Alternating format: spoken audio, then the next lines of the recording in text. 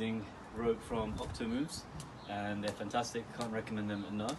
However, before you invest in them, you may want to build your own one so you can see if it's worth your time.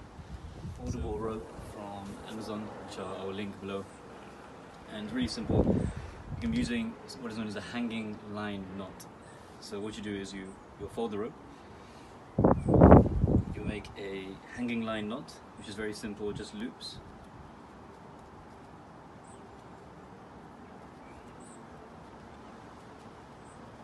Around 3 to 4 of these loops, and you put it through the gap, and you simply pull it, and there's your handle. Now ideally you want it to be in such a way that when you stand in the middle, the tips of the handles are around just under your nipples. This is obviously going to be far too big for me. But in that case, you can just make loops in the middle of the rope, which I'll show you in a bit. So you find where you want it, make your second one.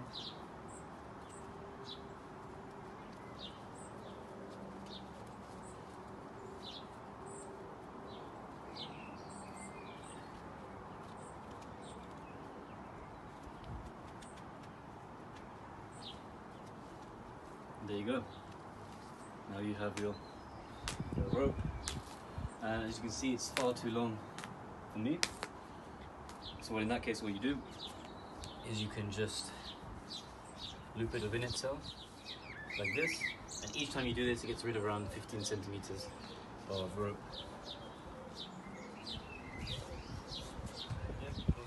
And then it has shortened the rope somewhat.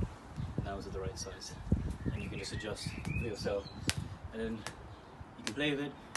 Once you get the basic movements down and you're enjoying it, I really recommend investing in one of the official ropes online from the various vendors, because there definitely is a difference. It flows much better, but you can learn all the movements from the ropes you make yourself.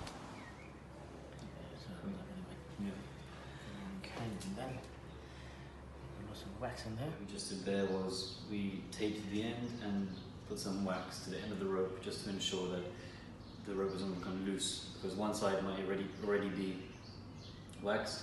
However, if you're cutting the rope into pieces because you may have ordered too long of a rope, like I did, which allowed me to make several ropes, which I'll show you now, you just want to make sure the end is waxed on.